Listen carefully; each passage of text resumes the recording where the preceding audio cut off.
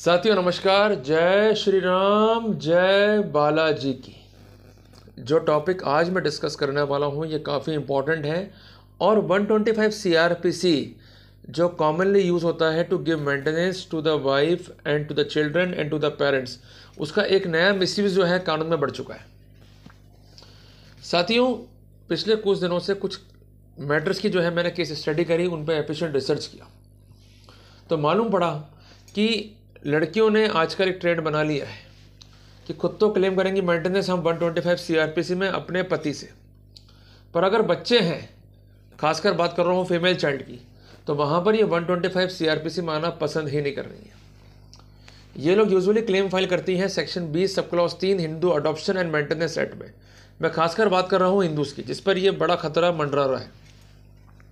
उस सिनेरियो में ये दबाव बनाया जाता है एक पिता पे कि आप अपने बच्चियों को मेंटेनेंस दो, क्योंकि आपकी ये ड्यूटी है और ये ड्यूटी ना कि वो रिलीजियस है, पायस है, अपितु एक लीगल ड्यूटी भी है। इसके अलावा ये भी दबाव बनाया जाता है कि आप अपनी बच्चियों की शादी के लिए लमसम पैसा दो। और आजकल ये मांग कैसी हो रही है? 50 लाख, 1 करोड़, 2 करोड़, 3 करोड़। साथियों बड़ा दुख होता है कि जब एक बच्चियाँ अपने पिता पर केस कर रही हैं और उन्हें अक्यूज़ करती हैं in the court of law ये कहते हुए कि हमारा पिता बेईमान है, मारपीट करता है हमारी माँ के साथ में, अपने पति धर्म का पालन नहीं कर रहा है, अपितु हमें हैरेस कर रहा है और हमें एक राइट, एक अनुतोष जो है कानून के तहत प्रोवाइड किया जाए। साथियों जहाँ हमें घर बसाना चाहिए वहीं पर कुछ लोग अपने फ़ायदे के लिए इन्हें एज अ टूल यूज़ करते हुए घर बिगाड़ने पे जो है तुले हुए। आज दूसरे समुदाय में, दूसरे धर्मों में देखो तलाक बहुत कम है, पर सबसे बड़ा खिलवाड़ हमारे साथ ही हुआ है, क्योंकि इतने कानून हमारे पे लाद दिए गए हैं कि आज हिंदू पति या हिंदू पिता मजबूर है और उसको एक अच्छे सुनियोजित तरीके से ब्लैकमेल करने के लिए इन औरतों के हाथ में एक टूल्स जो है दे दिए गए हैं कि आप केसेस फाइल करो, Indian courts are there to help you, जितना मर्जी चाहे उतना एक्सटॉर्ट करो। मैं कई बार कोर्ट्स में कहता हूं कि हम बदलाव क्यों नहीं कर सकते, हम चेंजेस क्यों नहीं कर सकते। जो एक माइंड सेटअप हो गया है कि लड़की आएगी, शादी इस तारीख को हुई है, हम इस तारीख तक साथ में रहे, फिर घटनाक्रम लिखेगी और मेंटेनेंस जो है क्लेम कर लेगी। हम उन लड़कियों को केस के लिए मोटिवेट करने की बजाय उन्हें हम नौकरियां क्यों नहीं दे सकते, ये विचारने बिंदु है। साथ ही सबसे इंपॉर्टेंट बात, जो लोग इनके मार्फत केस दाखिल करवाते हैं वो अंतोगत्वा इनका ही शोषण करने पर तुल जाते हैं। आज जरा सोचिए उस महिला को हासिल होता क्या है? वो पति पर आरोप लगा रही है, घर से अलग है, घर में जाके जो है अपने भाई भाभी जो अन्य घर वाले हैं उनकी बातें सुन रही है, ताना सुन रही है, पर उसमें शर्म नाम की एक चीज़ नहीं है, क्योंकि उसे एक विश्वास दिला दिया गया है कि तुम केस फाइल करो, हम तुम्हारे साथ हैं। पर वो साथ नहीं है, वो केस केवल फाइल हुए हैं पैसा लूटने की नीयत से, महा इल मोटिव है। और आप लोग कंटेस्ट करते हो, अल्टीमेटली आप लोग केवल डिफेंडिंग पोजीशन में होते हो, उसके अलावा आप कुछ नहीं कर पाते। साथियों मैं आपको एक बात स्पेसिफिक करना चाहता हूं कि हिंदू लॉ में भी एक प्रोविज़न है कि अगर आपकी बिटिया माइनर है और इवन वो मेजर हो भी गई है तब भी वो मेंटेनेंस जो है क्लेम कर सकती है। और 125 CRPC को लेकर कई इंटरप्रिटेशंस आए हैं ऑनरेबल सुप्रीम कोर्ट के, जिसमें ऑनरेबल सुप्रीम कोर्ट ने खुद ने ये कहा है कि भले ही 125 CRPC के तहत मेंटेनेंस लड़कियां क्लेम नहीं कर सकती हैं और अटेंडिंग मेजोरिटी होगी। प्राइमरी कंडीशंस क्या कोर्ट ने बोला कि अगर वो मेजर हो गई है, इन्फॉर्म नहीं है और फिजिकली और मेंटली फिट है तो 125 CRPC में मेंटेनेंस क्लेम नहीं कर सकती। और इवन 125 CRPC में there is no provision to claim the legal expenses, even there is no provision to claim the lump sum expenses for the marriage. तो इन्होंने एक बाईपास निकाल दिया कि हम केस करेंगे 20 सब क्लॉज 3 के। साथियों ऐसे केस आ जाने पर आपको दिक्कत ये पड़ती है कि कंटेस्ट करें कैसे, लड़े कैसे ऐसे मुकदमों को, जब हायर अमाउंट ऑफ मेंटेनेंस या मनी जो है डिमांड किया गया है towards the litigation expenses, towards monthly expenses या मंथली मेंटेनेंस, या इसके अलावा टूवर्ड्स द मैट्रिमोनियल या शादी एक्सपेंसेस। क्लियर हो गया आपको?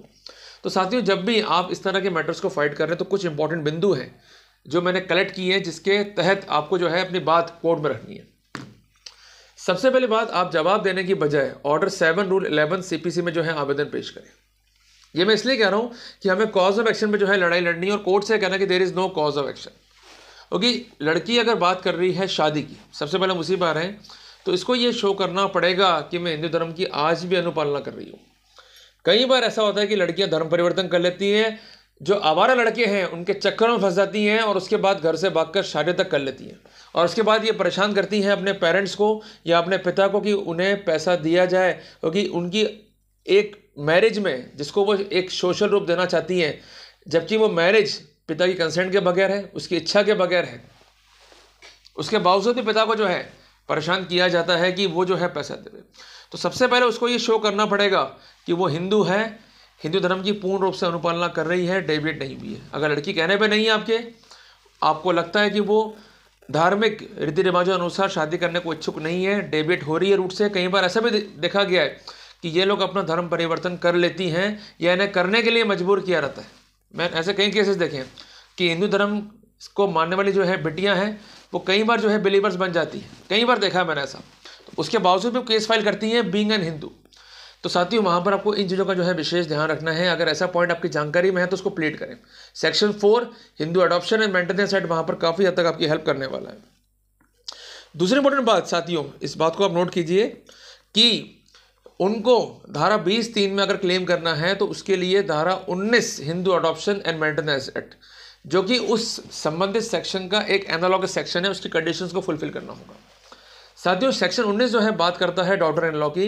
वो ये कहता है कि डॉटर इन लॉ क्लेम कर सकती है maintenance from father in law अगर उसके पास सफिशिएंट मीन्स नहीं है, प्रॉपर्टी नहीं है, असेट्स नहीं है, अर्निंग्स नहीं है, और उसके ससुर के पास जो है एंसेस्ट्रल प्रॉपर्टीज है, तो वहाँ मेंटेनेंस क्लेम करेगी। तो वैसा ही धारा 20(3) में लड़की को ये शो करना पड़ेगा कि वो इन्फर्म है, उसके पास कोई असेट्स नहीं है, उसके पास कोई प्रॉपर्टी नहीं है, उसकी कोई अर्निंग नहीं है, ना ही वो अर्निंग कर सकती है, और ऐसी एक्स्ट्राऑर्डिनरी सर्कमस्टेंसेस शो करने पे ही कोर्ट आगे बढ़ेगा। अगर ऐसा नहीं है तो वहाँ पर ऑर्डर 7 रूल 11 CPC काफ़ी हद तक आपकी हेल्प करने वाला है।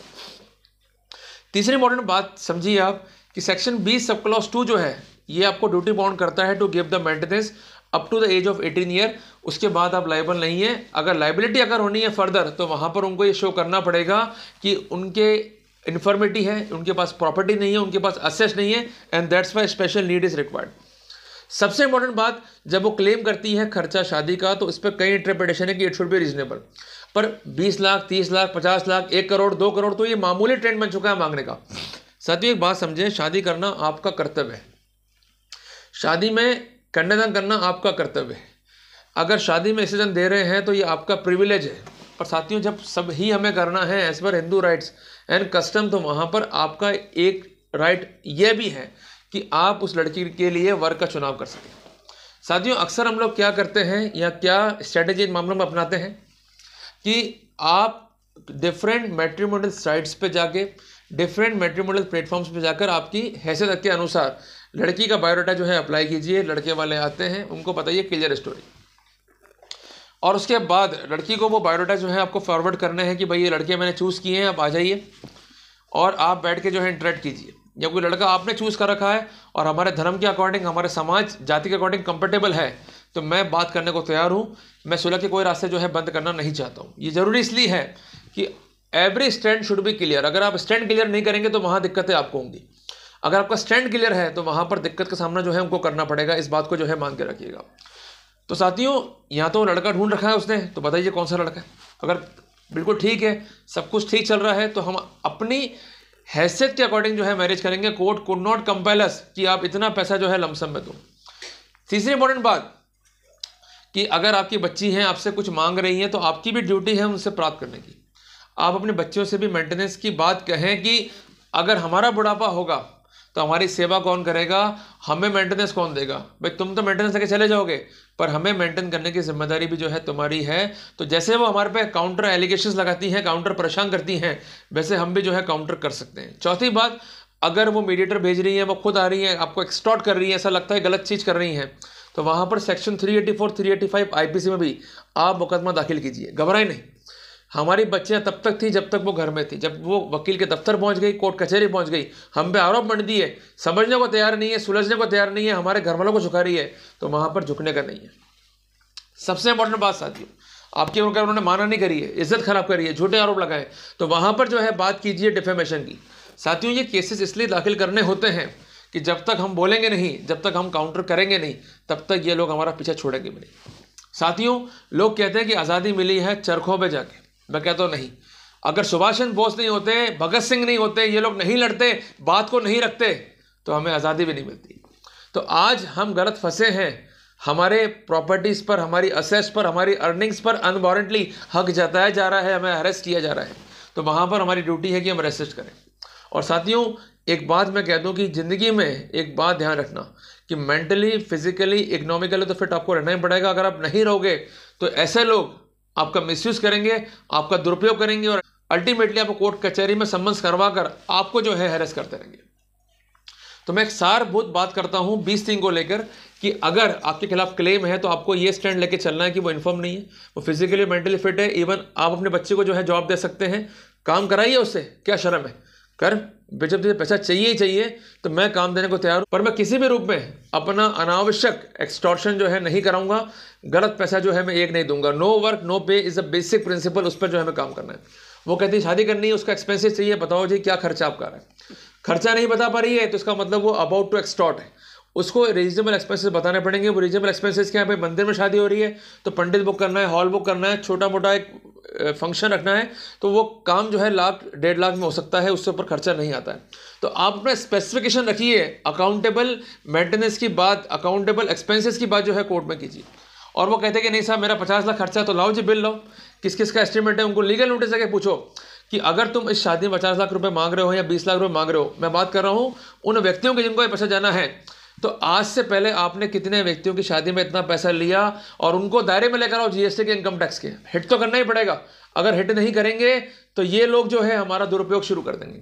इसलिए मैं कहता हूं कि कमान जो है आपके हाथ में होनी चाहिए, अगर कमान आपके हाथ में नहीं है तो ऐसे लोग जो है उसका दुरुपयोग करेंगे। तो साथियों, रास्ते बहुत है कानून में, पर रास्ते मालूम नहीं होते, जिस कारण हम एक्सटॉर्ट होते रहते हैं। अगर आज उदाहरण के लिए आपकी लड़की ने एक एस्टिमेट पेश किया किसी हलवाई का, भाई शादी में मुझे 20 लाख रुपए का मतलब जो है मेरा खर्चा आएगा और ये सामग्री जो है आएगी। अगर 20 लाख रुपए हलवाई ले रहा है तो ऐसे कई शादी हलवाई ने करी होंगी। तो हलवाई को जो है आपको लीगल नोटिस देके पूछना है कि इसका पक्का बिल दोगे, कच्चा बिल दोगे। अगर पक्का बिल दे रहा है तो उसमें जीएसटी के प्रोटोकॉल्स भी लागू हो जाएंगे, इनकम टैक्स के प्रोटोकॉल भी लागू होंगे। पर ये हलवाई करते हैं क्या, ये सब काम भी ये कैश में करते हैं। तो इसलिए बार बार मैं कहता हूं कि आपको इकोनॉमिकली साउंड होने के साथ साथ फाइनेंशियली लिटरेट भी होना पड़ेगा। अगर आप नहीं हो तो आपका दुरुपयोग भी जो है बढ़ जाएगा। तो कुल मिला के इन बातों को विशेष जो है हमको ध्यान में रखना है। इसके अलावा एक बात जो है नोट कर लें कि मेंटेनेंस में इंक्लूड है फूड, क्लोथ, रेसिडेंस, एजुकेशन। कई बार एजुकेशन के नाम पे जो है पैसे मांगती हैं, बट सेक्शन 20 सब क्लॉज 2 ये बोलता है कि एजुकेशन अगर आपने पूरी करा दी है तो वहाँ पर कोई दिक्कत नहीं है आपको। पर ये क्लेम करती हैं, इस बात का विशेष ध्यान रखें। ये मांगते हैं फूड के पैसे नहीं देने। अगर ये लड़की माइनर है, फूड जो है आप खरीदवा के, कोई दुकान है वहाँ से खरीदवा के उनको प्रोवाइड करा दो। जहाँ तक बात है क्लोथ्स की, तो क्लोथ्स का ही पूछो आप, तुम्हारे रिक्वायरमेंट्स क्या है, क्लोथ जो है उनको खरीदवा के दिलवा दो। और जहाँ तक बात है रेसिडेंस की, तो लड़कियों को साफ साफ ऑफर करो ना, आपकी अपनी बच्ची है, नुकसान क्या है कि हमारे घर में आके रहो। हम पराए घर में तुम्हें रख कर पैसा क्यों देंगे, आप आओ हमारी सेवा करो। और इनकी ड्यूटी भी है as per Hindu law and customs कि ये अपने पिता की जो है वो सेवा करें। इसके अलावा आपको एक बात जो है विशेष ध्यान रखनी है कि अगर ये अपने धर्म का परित्याग करती हैं, रीजनेबल कॉज के बगैर अलग रह रही हैं, अपने पिता की सेवा करने में कोई इच्छा नहीं दिखा रही हैं, आप हर समय अपने पिता को प्रताड़ित कर रही हैं, आप हैबिचुअली उनको जो है ह्यूमिलेट कर रही हैं, और आपका इस तरह का बिहेवियर है कि जस्टिफिकेबल दिखता है कि आपको मेंटेनेंस नहीं दिया जाए, तो वहाँ पर सेक्शन 18 की मदद से सेक्शन 20(3) को आप हिट कर सकते हैं। पर ये ग्राउंड जो हैं आपको सारे कोट करने पड़ेंगे। और इसके अलावा ऐसे कई जजमेंट्स हैं ऑनरेबल एपेक्स कोर्ट के कि जहाँ पर ये लड़कियाँ क्लेम लेके आती हैं तो वहाँ पर हमें रीजनेबिलिटी भी देखनी पड़ेगी। हमें वहाँ पर रजनीश बनाम नेहा की जो बेसिक गाइडलाइंस है उनको भी देखना होगा, और इन रियल स्थिति क्या है उनको देखते हुए काम करना होगा। और रिसेंटली से कई मामलों में सुप्रीम कोर्ट ने खुद ने कहा है कि बड़े दुख की बात है, शर्म की बात है कि जुडिशियल मजिस्ट्रेट इन गाइडलाइंस को फॉलो करने में इच्छुक रहते ही नहीं है, ना कोई इच्छा दिखाते हैं। इवन रजनीश बनाम नेहा की जो बेसिक गाइडलाइंस है उसको देखे बगैर ही कई बार मेंटेनेंस हो रहे हैं। तो ये जो कानून बनते हैं साथियों, पढ़ो, ये कोई फॉर्मेलिटी नहीं है, दिन रात जग के इन पर काम किया रहता है और एक प्रॉपर जो है सॉल्यूशन आपको प्रोवाइड किया रहता है। तो कुल मिला के इन बातों को विशेष में ध्यान में रखें। सेक्शन 20(2) और 20(3) भले ही बीमारी हो सकती है, पर इसका मतलब ये नहीं है कि हम टूट जाएं, हम घबरा जाएं और घबरा के लमसम दे दें। और एक मोटी मोटी बात मैं कहता हूँ, चलो लमसम कोर्ट ने बांध भी दिया, आपका मैरिटल एक्सपेंस का 5 लाख 10 लाख नहीं दोगे, कोर्ट क्या कर लेगा, मत दो, क्या होगा, रिकवरीज आएंगी। आपके पास वहाँ भी सॉल्यूशन है कि अपने आप को इंसॉल्वेंट या बैंकक्रप्ट करने का, तो सॉल्यूशंस बहुत सारे हैं। पर ये ध्यान रखना कि एक गलती, एक बेईमानी अपोजिट पार्टी की और आपका झुकाव और आपका डर आपको तो बर्बाद करेगा ही करेगा। मेंस राइट का जो बेसिस है, जो नींव है, उसको भी जो है बर्बाद करके रख देगा। और यही आपने बात टेक्निकली कोर्ट में कह दी और सही बात पे आपने जो है एम्फेसाइज किया और आपने ये शो कर दिया कि मेरे पास नहीं है भाई पैसा इतना, मैं केवल 1.5 लाख रुपए से ऊपर खर्च नहीं कर सकता, 1 लाख रुपए से ऊपर खर्च नहीं कर सकता, और मेरी बच्ची मेरा अभिमान, मेरी ड्यूटी है, तो उसकी शादी मैं ही करूंगा, ये राइट मेरा है, ये राइट कोर्ट का नहीं है। कोर्ट का जज आपकी बच्चियों का कन्यादान नहीं कर सकता, उन लड़कियों का वकील उनका कन्यादान नहीं कर सकता, वो आपका अधिकार है। तो आप बोलो, अगर नहीं बोलोगे तो ये लोग केवल कमीशन की रोटियां सेकते रहेंगे और आपके जो है प्रॉपर्टीज पर, आपकी अर्निंग्स पर, आपकी हार्ड मनी पर ये अपना हक जताकर आपको जो है वो ब्लैकमेल करते रहेंगे। तो कुल मिला के बात समझो, जो कुछ हो रहा है वो नहीं होना चाहिए। अगर आपको आपके अधिकार मालूम है, आपको बाईपास मालूम है, आपको कानून की टेक्निकलिटीज मालूम है, तो ये लोग किसी भी रूप में आपको ब्लैकमेल नहीं कर पाएंगे। और कोई भी जज किसी भी पिता को, मैं आपको साफ साफ कह रहा हूं, इस बात के लिए कंपेल नहीं कर सकता कि शादी में इतना रुपया खर्च किया जाए। मैं आपको बार बार इसलिए कह रहा हूं कि रीजनेबल एक्सपेंसेस हैं। वो क्या है? पंडित की फीस या गुरुद्वारे में ग्रंथी, उसकी फीस जो मामूली है 8 से 9 हज़ार रुपये।